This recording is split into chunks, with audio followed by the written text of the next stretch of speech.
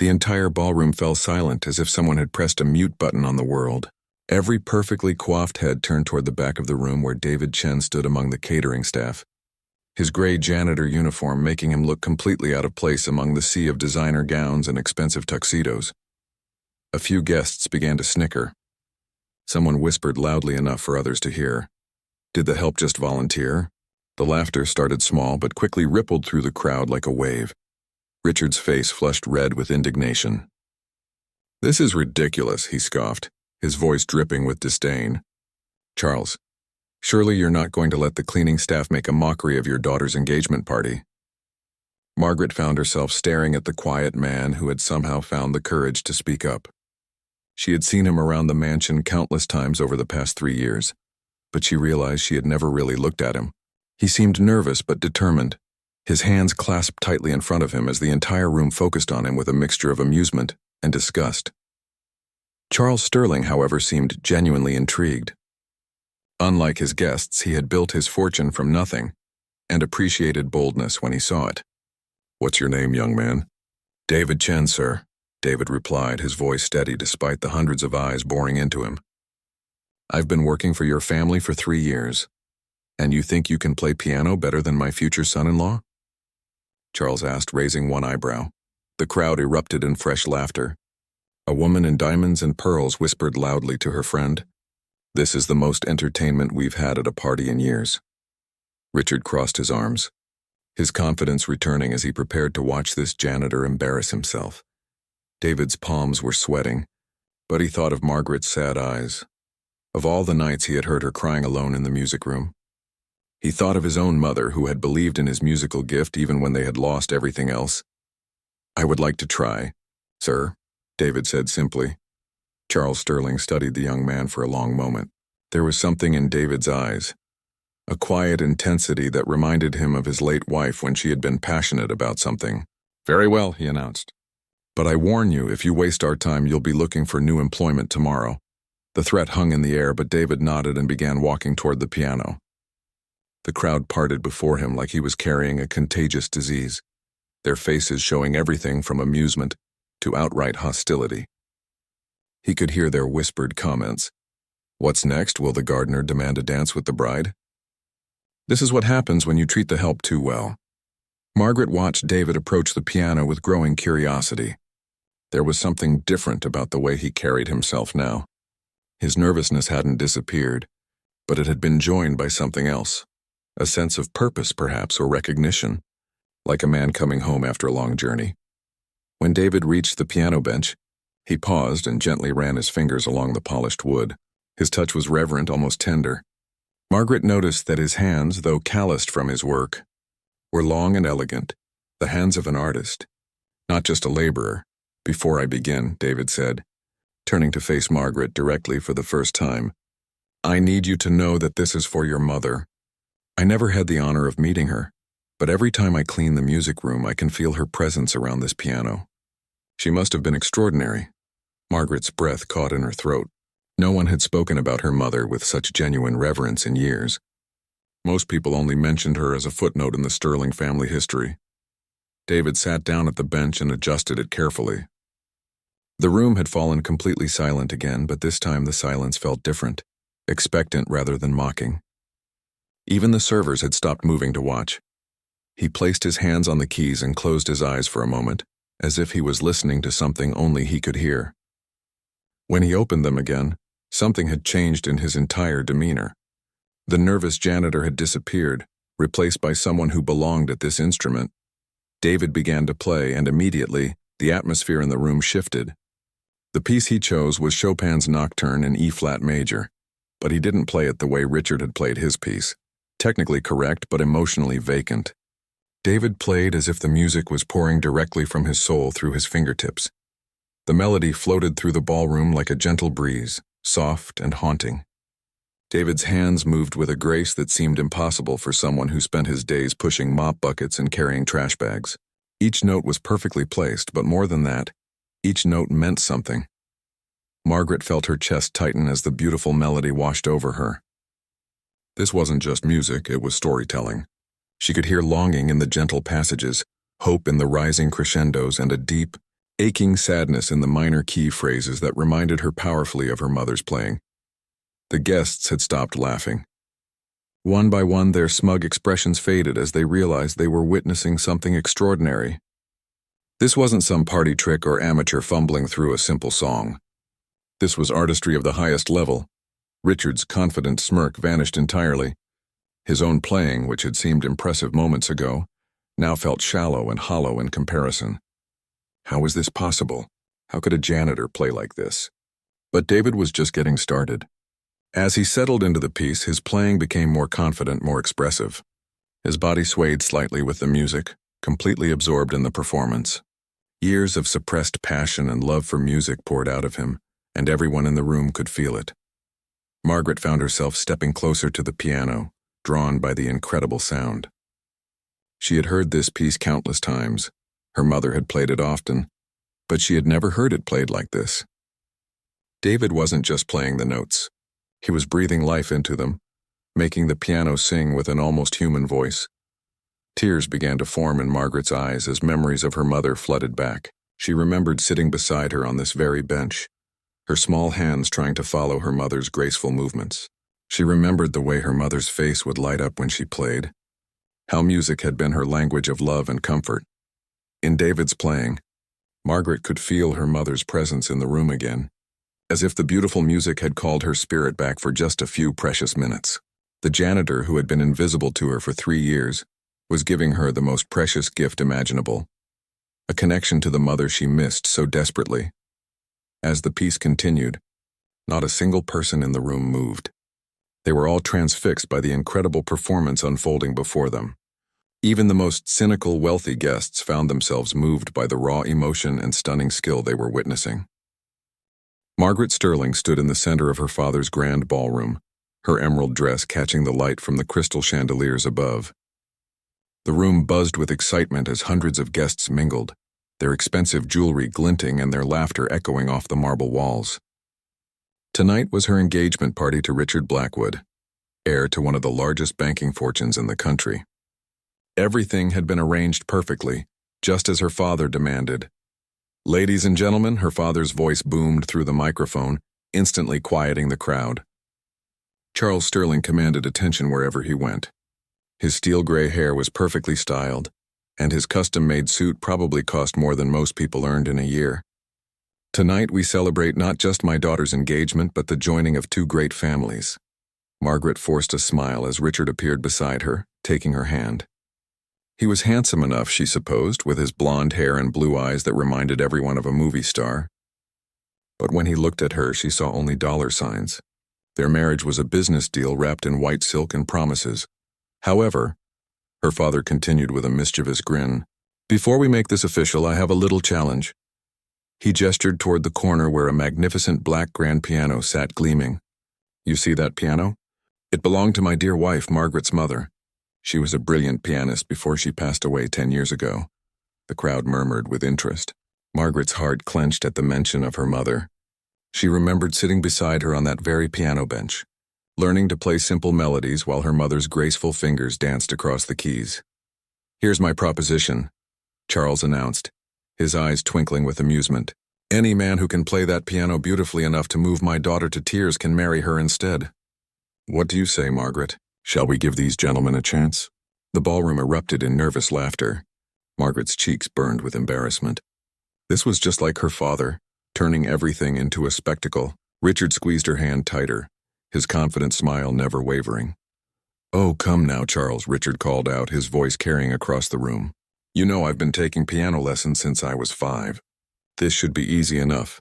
He winked at Margaret, "though I hardly think anyone here could play better than me." Several other wealthy men in the crowd chuckled and nodded in agreement. After all, they had all attended the finest schools, had the best music teachers money could buy. Who else could possibly compete? Near the back of the room, almost invisible among the servers and staff, stood a quiet man in a simple gray janitor's uniform. His name was David Chen, and he had been working at the Sterling mansion for 3 years. Most guests barely noticed him as he quietly went about his duties, emptying trash cans and ensuring everything remained spotless. David had kind brown eyes behind wire-rimmed glasses, and calloused hands that spoke of years of hard work. His black hair was slightly messy despite his attempts to keep it neat, and his uniform was clean but clearly well worn. He was the kind of person who blended into the background, invisible to the wealthy elite who moved through these circles. But David noticed everything. He had watched Margaret grow sadder over the months as her engagement approached. He had seen her standing alone on the balcony some evenings, staring out at the gardens with tears in her eyes. He had heard her crying in the music room late at night, sitting at her mother's piano but never playing it. What nobody in that room knew was that David had a secret. Before his family lost everything in a financial crisis 5 years ago, he had been a promising classical pianist. He had studied at the conservatory, performed in small venues, and dreamed of making music his life. But when his father's business collapsed and his mother became ill, David had to find work wherever he could to support them.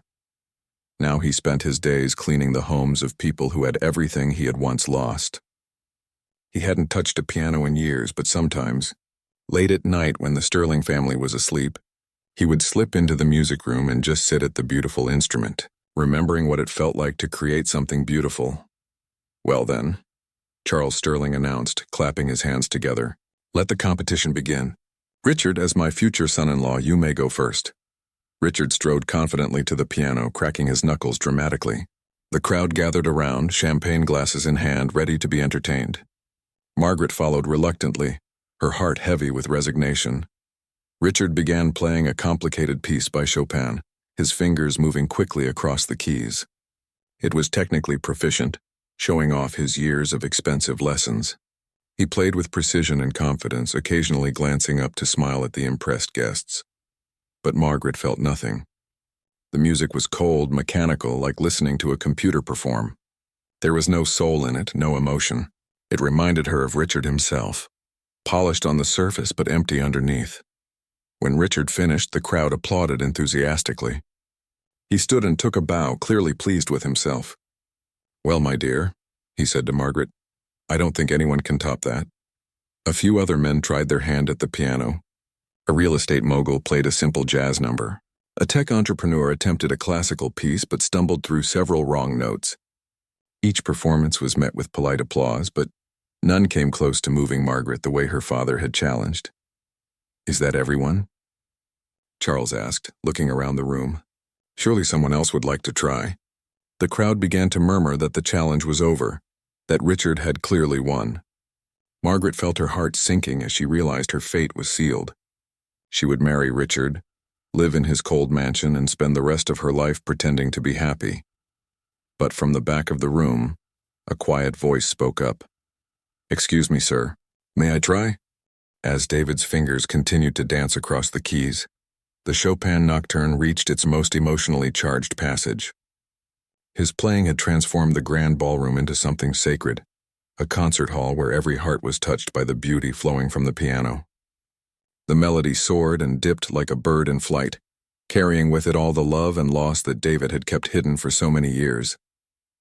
Margaret could no longer hold back her tears. They streamed down her face as she remembered her mother's gentle voice humming this very melody, while she brushed Margaret's hair before bed. She remembered how her mother would play this piece during thunderstorms to calm her fears, how the music had always been a bridge between their hearts when words weren't enough. But David wasn't finished. As the nocturne drew to its gentle conclusion, he seamlessly transitioned into another piece, one that made Margaret gasp out loud. It was an original composition her mother had written, a lullaby that she had played only for Margaret when she was a child. No sheet music existed for this piece. Her mother had played it from memory, from love, and had taught it to Margaret note by note during their private moments together. How could David possibly know this song? Margaret's mind raced as she listened to the familiar melody she hadn't heard in 10 years. Every note was exactly as her mother had played it, filled with the same tenderness and warmth. It was as if her mother's hands were guiding David's fingers across the keys. The guests were completely mesmerized now. Even Richard stood frozen, his earlier arrogance replaced by shock and disbelief. This wasn't possible. How could a simple janitor play with such skill, such emotion? His own expensive piano lessons suddenly felt meaningless in comparison. Charles Sterling's eyes were wide with amazement and something else. Recognition. The way David played reminded him powerfully of his beloved wife Elena. She had possessed the same gift for making music speak directly to the soul, the same ability to transform mere notes into pure emotion. As David played the lullaby, he began to sing softly in a rich, warm voice that blended perfectly with the piano melody. The words were in Chinese, his native language, but somehow everyone in the room understood their meaning. It was a song about love that transcends time and death, about memories that live forever in the heart, about finding beauty in the midst of sorrow. Margaret was sobbing openly now, but these weren't tears of sadness. They were tears of joy, of healing, of connection to something she thought she had lost forever. Through David's music, she felt her mother's love surrounding her like a warm embrace. For the first time since her mother's death, the terrible emptiness in her chest began to fill with light. The other guests found themselves deeply moved despite their initial skepticism. Women who hadn't cried in public for decades dabbed at their eyes with silk handkerchiefs. Men who prided themselves on their emotional control felt their throats tighten with unexpected feeling. The music had stripped away all their pretenses and social masks, revealing the human hearts beneath their wealthy facades. When the lullaby ended, David transitioned into a third piece, Debussy's Clair de Lune. But again, his interpretation was unlike anything they had ever heard. Where other pianists might play it as a pretty impressionistic piece, David played it as a conversation between the moon and a lonely heart. Each phrase was a whispered secret, each chord a gentle caress of starlight. Margaret found herself moving closer to the piano, drawn by the magnetic pull of the music. She could see David's face now, his eyes closed in concentration, completely lost in the world he was creating. There was a peace in his expression that she had never seen in her 3 years of observing him from a distance. As she watched his hands move across the keys with impossible grace, she began to understand that this man was not what he appeared to be. The quiet janitor who had cleaned her home for 3 years was actually a gifted artist, someone who understood music and emotion at a level that most people could only dream of reaching. But how had he ended up working as a janitor? What circumstances had brought such a talented musician to push a mop through her father's mansion? Margaret's heart ached as she realized that David must have his own story of loss and struggle, his own reasons for hiding his extraordinary gift. The Debussy piece built to its climactic moment, David's hands stretching across the keyboard to reach the soaring melody. His playing was fearless now, completely uninhibited. Years of suppressed passion and artistic longing poured out of him in a torrential flood of sound and feeling. Richard felt sick to his stomach as he watched the transformation in Margaret's face. She was looking at David with something he had never seen in her eyes when she looked at him. Genuine admiration, connection, and something that might have been the beginning of love. His carefully planned future was crumbling before his eyes, destroyed by a man in a janitor's uniform. Charles Sterling was having his own revelation as he watched David play. This young man possessed something that money couldn't buy: true artistry, genuine feeling, and the rare gift of touching other people's souls through music. These were the qualities that had made him fall in love with Elena all those years ago, and seeing them again brought back floods of bittersweet memories. As Clair de Lune drew to its whispered conclusion, the entire ballroom held its breath. The silence that followed was profound, charged with emotion and possibility. David sat with his hands still resting on the keys, his eyes still closed, as if he was reluctant to return to the real world. When he finally opened his eyes and looked up, he saw Margaret standing just a few feet away from the piano, tears still flowing down her face. Their eyes met for the first time with no barriers between them, no assumptions about their different social classes. In that moment they saw each other truly, not the wealthy heiress and the poor janitor, but two souls who had been touched by music and connected by something deeper than circumstances. "That was beautiful," Margaret whispered, her voice barely audible in the vast room. "How did you know my mother's lullaby?" David's cheeks flushed as he realized the magnitude of what he had just revealed about himself. There would be questions now, explanations required. His secret was no longer safe.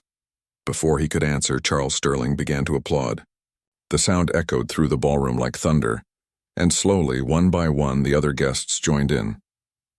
The applause built and built until the entire room was filled with the sound of hundreds of people showing their appreciation for something truly extraordinary. The thunderous applause continued for what felt like an eternity. David sat frozen at the piano bench, overwhelmed by the response to his performance. For 3 years, he had been invisible in this house, a shadow moving quietly through rooms where important people made important decisions. Now, suddenly, he was the center of attention for hundreds of the city's most powerful individuals. Charles Sterling raised his hand, and gradually the applause faded to silence. The older man's eyes were bright with emotion as he looked at David with new respect. "Young man," he said, his voice carrying clearly through the ballroom, "that was the most beautiful piano performance I have heard since my wife was alive. You have fulfilled my challenge beyond anything I could have imagined." Richard's face had gone pale. He stepped forward, his voice shaking with barely controlled anger. "Now wait just a minute, Charles. You can't possibly be serious about this ridiculous challenge. He's a janitor. Margaret can't marry the help." "Richard," Margaret said quietly, her voice steady despite her tears, "please don't speak about David that way." The use of David's name sent a shock through Richard. Margaret had never bothered to learn the names of the household staff before. Something fundamental had changed in the last 20 minutes, and Richard could feel his carefully constructed future slipping away. David slowly stood up from the piano bench, his legs unsteady. The adrenaline from performing was wearing off, and reality was setting in. He had just exposed himself completely, revealing the secret he had guarded so carefully for 3 years. "Miss Sterling," he said softly, "I need to explain about the lullaby." Margaret stepped closer, ignoring the hundreds of eyes watching their every movement. "Please tell me." David took a deep breath, gathering courage he didn't know he possessed. 3 years ago, when I first started working here, I would clean the music room late at night. I always tried to be very quiet, but sometimes I could hear you in there crying. You would sit at the piano but never play it. One night you fell asleep at the bench and you were humming in your sleep. The ballroom was completely silent now, everyone straining to hear David's quiet words. "It was the most beautiful melody I had ever heard," David continued. "So simple but filled with so much love. I taught myself to play it, thinking that maybe someday I could play it for you to help ease your sadness. I never imagined I would have the chance." Margaret's hand flew to her mouth. "You learned it just by hearing me hum it?" "Music has always been my language," David said simply. "It's the way I understand the world, the way I connect with people. When I heard that lullaby, I could feel all the love your mother put into it when she wrote it for you." Charles Sterling was watching this exchange with growing fascination. "David, was it? You said music has always been your language. Where did you study?" David's shoulders tensed. This was the question he had been dreading. "I studied at the Riverside Conservatory for 4 years, sir. I was preparing for a career as a concert pianist when my family's circumstances changed." A murmur ran through the crowd. The Riverside Conservatory was one of the most prestigious music schools in the country. Only the most gifted students were accepted, and the training was rigorous and expensive. "What happened to your family?" Margaret asked gently. David's eyes dropped to the floor. This part of his story was painful to tell, especially to a room full of wealthy people who might not understand the realities of financial disaster. "My father owned a small chain of restaurants. He worked 18-hour days to build the business from nothing, to give my family a better life than he had growing up in rural China." He paused, collecting himself before continuing. 5 years ago, a larger corporation decided they wanted to expand into our neighborhood. They had more money, better lawyers, and political connections. They found ways to drive us out of business. Health inspectors who demanded impossible standards. Permit delays that cost us thousands of dollars. Suppliers who suddenly refused to work with us. The ballroom remained silent. But David could sense a shift in the atmosphere. Some of the guests looked uncomfortable, perhaps recognizing the type of business practices he was describing. "Within 6 months we lost everything," David continued. "The restaurants, our house, my parents' life savings. My mother became very ill from the stress, and the medical bills were overwhelming. I had to leave the conservatory to find work to support them." Margaret felt her heart breaking as she listened to David's story. While she had been living in luxury, he had been sacrificing his dreams to care for his family. The courage and selflessness it must have taken to give up his music career made her see him in an entirely new light. The only job I could find was cleaning offices at night, David said. It didn't require experience or references, and it paid enough to help with my mother's medicine. When a position opened here, I took it because the pay was better. I've been sending most of my earnings home to my parents. Charles Sterling was studying David with intense interest. As a businessman who had built his own empire from modest beginnings, he recognized the qualities that had driven David's sacrifice for his family. And you haven't played piano professionally in 5 years? I haven't played at all until tonight, David admitted. It was too painful.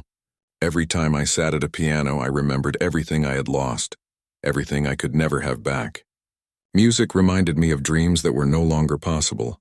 Then why did you play tonight? Margaret asked softly. David looked directly into her eyes, and she saw a depth of feeling there that took her breath away. Because I've watched you for 3 years, and I've seen how sad you are. You have everything anyone could want, but you're trapped in a life that doesn't make you happy. Tonight, when your father offered that challenge, I thought maybe, just maybe, I could give you a moment of real joy. I wanted to bring your mother's music back to life for you, even if it was just for a few minutes. The raw honesty in his words hit Margaret like a physical force. Here was a man who had given up everything for his family, who had hidden his extraordinary gift for years, who had broken his own heart to help heal hers. The contrast with Richard, who had never sacrificed anything for anyone, was overwhelming.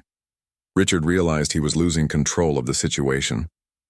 "This is all very touching," he said loudly, his voice cutting through the emotional atmosphere.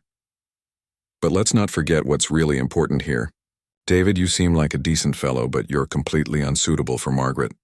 You have no money, no position, no future to offer her. This challenge was meant as entertainment, not as a serious proposal." David's face flushed with shame, but before he could respond, Margaret stepped forward. "Richard," she said, her voice carrying a strength that surprised everyone, including herself. "Don't you dare tell me what's important to me or who is suitable for me." The entire ballroom seemed to hold its breath as Margaret Sterling, the obedient daughter who had never challenged her father's business arrangements, finally found her voice. Margaret's words rang through the ballroom with a clarity and strength that shocked everyone present, most of all herself. For 25 years she had been the dutiful daughter, accepting every decision her father made about her life without question. She had agreed to marry Richard not because she loved him, but because it was expected of her, because it was good for business, because it was easier than fighting. But something had awakened in her during David's performance. The music had stripped away all the layers of expectation and social conditioning, revealing the woman she truly was underneath. That woman was not willing to let anyone else decide her destiny. "Richard," she continued, her voice growing stronger with each word. "You talk about David having no money, no position, no future, but what have you ever built with your own hands? What have you ever sacrificed for someone else? What dreams have you pursued despite impossible odds?" Richard's mouth opened and closed like a fish out of water. He had never seen Margaret speak with such passion, such conviction. I've had every advantage given to me," he sputtered. "I've maximized the opportunities I was born with." "Exactly," Margaret said. "You've never had to fight for anything in your life. You've never had to choose between your dreams and your family's survival. You've never known what it means to lose everything and still find the strength to keep going." She turned to look at David, who was standing frozen beside the piano, unable to believe what he was hearing. "David has lived a life you could never understand, Richard. He's made sacrifices you could never make, and tonight he created something beautiful enough to move an entire room to tears. What have you ever created besides profit margins?" Charles Sterling watched his daughter's transformation with a mixture of pride and amazement. This was the fire he had always hoped to see in her, the strength that would serve her well in life. His late wife Elena had possessed the same courage to stand up for what she believed in, even when it wasn't convenient or profitable. Furthermore, Margaret continued, addressing the entire ballroom now, "This challenge wasn't just entertainment, was it, Father? You made a promise in front of all these witnesses. You said any man who could play beautifully enough to move me to tears could marry me instead of Richard. Well, I'm standing here with tears on my face, moved more deeply than I've ever been in my life." The crowd began to murmur, some guests nodding in agreement while others looked scandalized by the turn of events. A few of the women were dabbing at their own eyes, clearly moved by Margaret's passionate defense of David. Richard's face was turning red with anger and humiliation. "Margaret, you're being ridiculous.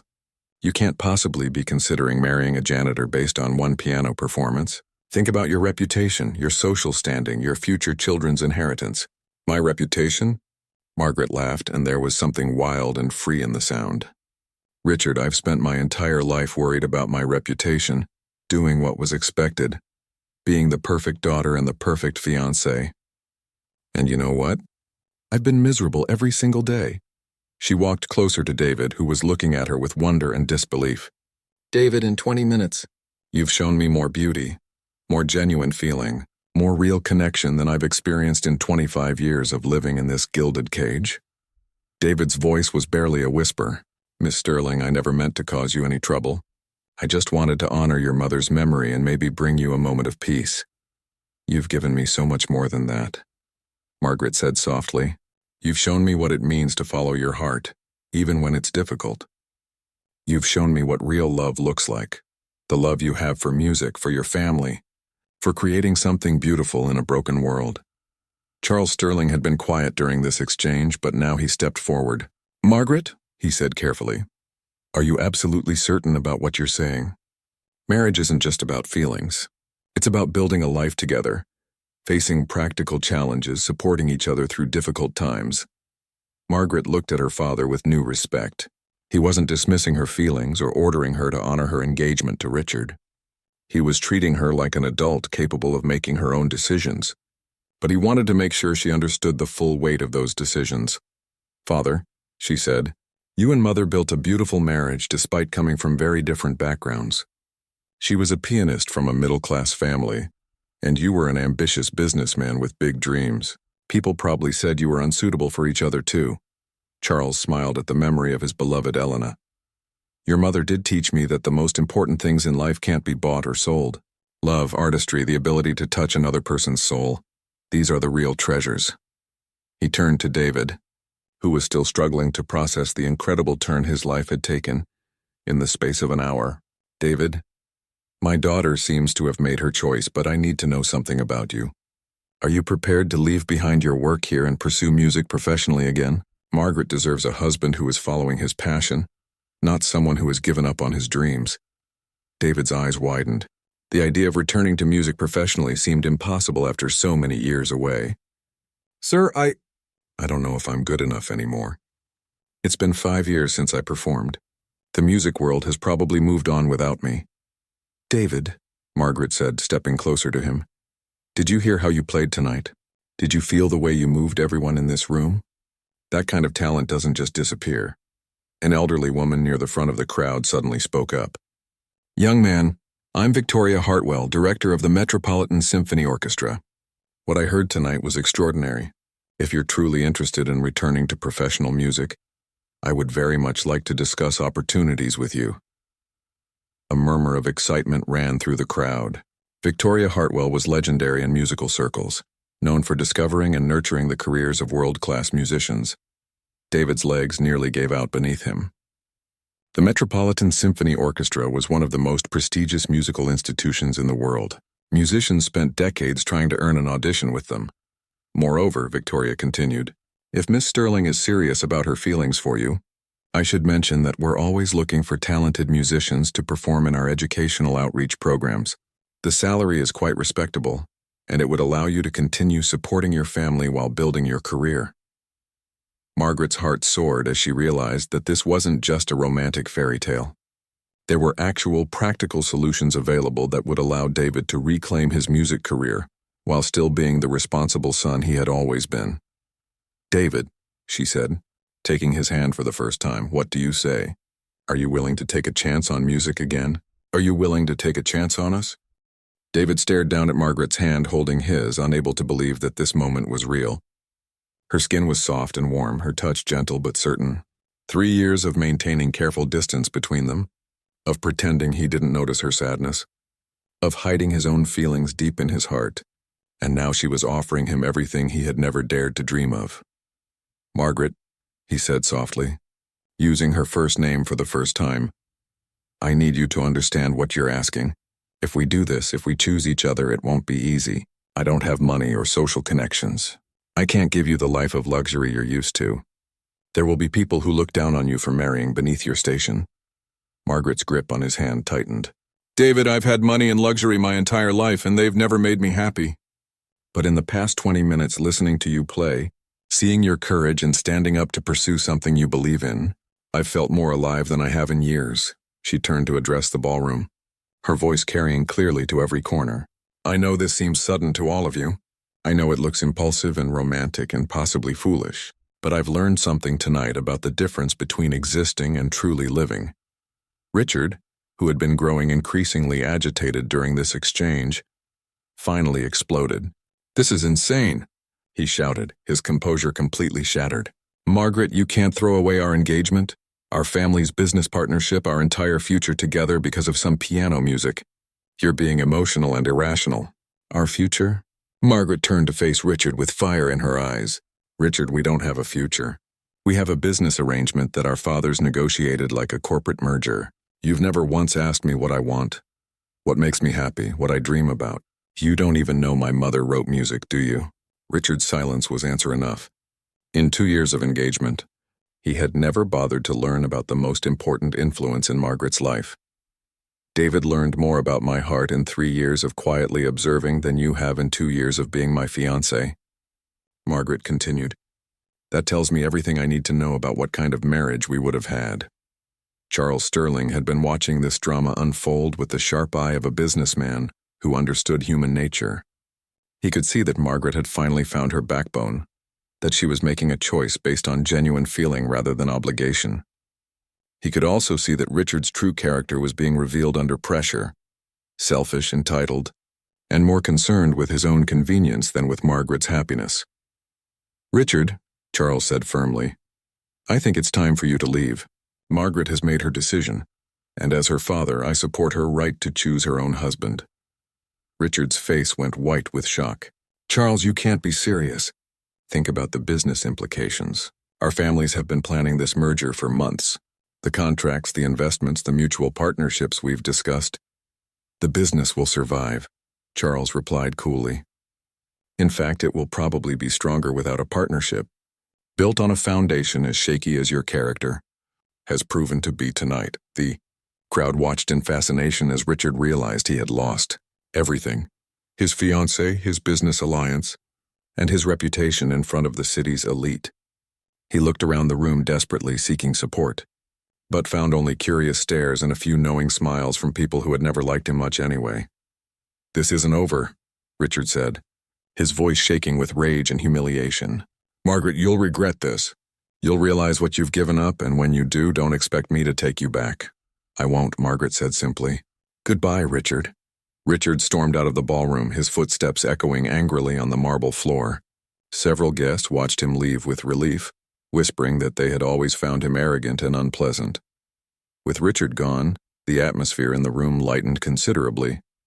David was still holding Margaret's hand, still trying to process the incredible transformation his life had undergone in the span of an hour. Victoria Hartwell approached them, her eyes bright with excitement. David, I meant what I said about the symphony position. Would you be available to audition next week? I'd like to hear you play a full program, see how you handle different styles and composers. David nodded, his voice thick with emotion. Yes, ma'am. I would be honored to audition for you. Excellent, Victoria said. And Margaret, if I may say so, your mother would be very proud of the courage you've shown tonight. Elena Sterling was a remarkable woman who always believed that music and love were the most important things in life. Margaret's eyes filled with fresh tears. You knew my mother? We performed together several times in charity concerts, Victoria smiled. She had a gift for seeing the music in people's hearts, just like you did tonight when you recognized David's true nature. Charles Sterling stepped forward and placed a hand on David's shoulder. Son, I have a proposition for you. The guest house on our property has been empty for years. If you're going to be courting my daughter properly, you'll need somewhere appropriate to live. Consider it yours rent-free while you rebuild your music career. David's eyes widened. Sir, that's incredibly generous, but I couldn't possibly accept. Nonsense, Charles interrupted. Elena always said this house needed more music in it. Having a professional musician living on the grounds would honor her memory.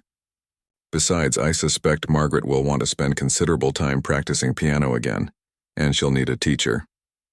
Margaret looked surprised. Father, I haven't played seriously in years. I'm terribly out of practice. Then you and David can learn together, Charles said with a smile. Elena always said that music, like love, grows stronger when it's shared. The crowd began to applaud again. This time not just for David's performance, but for the beautiful way the evening was concluding. What had started as a conventional engagement party had transformed into something much more meaningful. A celebration of true love, artistic courage, and the power of following one's heart. As the applause died down, David turned to Margaret with wonder in his eyes. Are you absolutely certain about this? Once we announce our engagement, there's no going back. People will talk.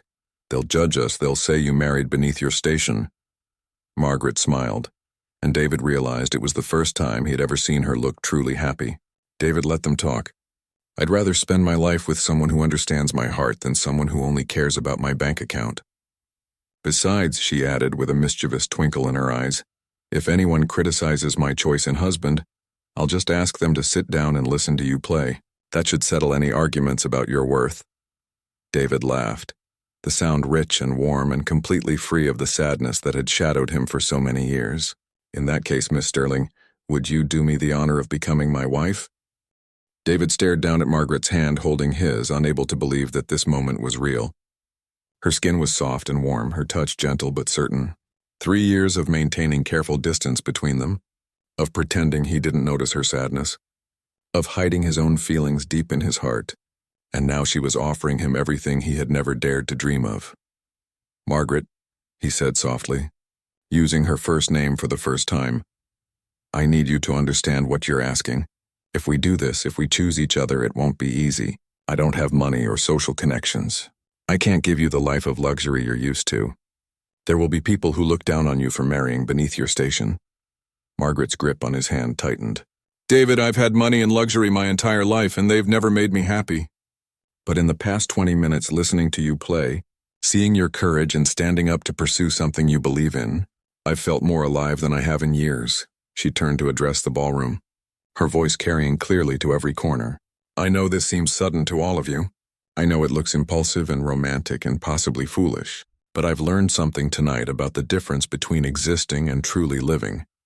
Richard, who had been growing increasingly agitated during this exchange, finally exploded. This is insane, he shouted, his composure completely shattered. Margaret, you can't throw away our engagement, our family's business partnership, our entire future together because of some piano music. You're being emotional and irrational. Our future? Margaret turned to face Richard with fire in her eyes. Richard, we don't have a future. We have a business arrangement that our fathers negotiated like a corporate merger. You've never once asked me what I want, what makes me happy, what I dream about. You don't even know my mother wrote music, do you? Richard's silence was answer enough. In 2 years of engagement, he had never bothered to learn about the most important influence in Margaret's life. David learned more about my heart in 3 years of quietly observing than you have in 2 years of being my fiancé. Margaret continued. That tells me everything I need to know about what kind of marriage we would have had. Charles Sterling had been watching this drama unfold with the sharp eye of a businessman who understood human nature. He could see that Margaret had finally found her backbone, that she was making a choice based on genuine feeling rather than obligation. He could also see that Richard's true character was being revealed under pressure, selfish, entitled, and more concerned with his own convenience than with Margaret's happiness. Richard, Charles said firmly, I think it's time for you to leave. Margaret has made her decision, and as her father, I support her right to choose her own husband. Richard's face went white with shock. Charles, you can't be serious. Think about the business implications. Our families have been planning this merger for months. The contracts, the investments, the mutual partnerships we've discussed. The business will survive, Charles replied coolly. In fact, it will probably be stronger without a partnership. Built on a foundation as shaky as your character, has proven to be tonight. The crowd watched in fascination as Richard realized he had lost everything. His fiancée, his business alliance, and his reputation in front of the city's elite. He looked around the room desperately seeking support, but found only curious stares and a few knowing smiles from people who had never liked him much anyway. This isn't over, Richard said, his voice shaking with rage and humiliation. Margaret, you'll regret this. You'll realize what you've given up, and when you do, don't expect me to take you back. I won't, Margaret said simply. Goodbye, Richard. Richard stormed out of the ballroom, his footsteps echoing angrily on the marble floor. Several guests watched him leave with relief, whispering that they had always found him arrogant and unpleasant. With Richard gone, the atmosphere in the room lightened considerably. David was still holding Margaret's hand, still trying to process the incredible transformation his life had undergone in the span of an hour. Victoria Hartwell approached them, her eyes bright with excitement. David, I meant what I said about the symphony position. Would you be available to audition next week? I'd like to hear you play a full program, see how you handle different styles and composers. David nodded, his voice thick with emotion. Yes, ma'am. I would be honored to audition for you. Excellent, Victoria said. And Margaret, if I may say so, your mother would be very proud of the courage you've shown tonight.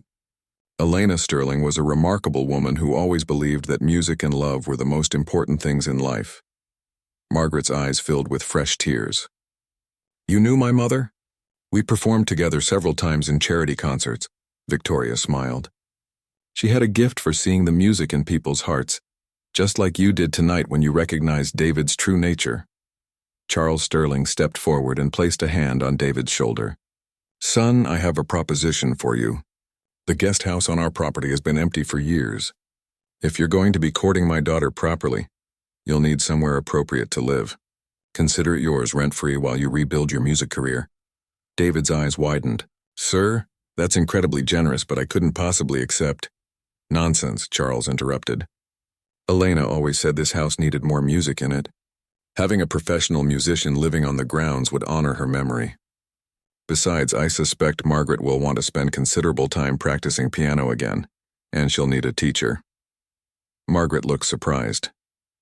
Father, I haven't played seriously in years. I'm terribly out of practice. Then you and David can learn together, Charles said with a smile. Elena always said that music, like love, grows stronger when it's shared. The crowd began to applaud again. This time not just for David's performance, but for the beautiful way the evening was concluding. What had started as a conventional engagement party had transformed into something much more meaningful. A celebration of true love, artistic courage, and the power of following one's heart. As the applause died down, David turned to Margaret with wonder in his eyes. Are you absolutely certain about this? Once we announce our engagement, there's no going back. People will talk. They'll judge us. They'll say you married beneath your station.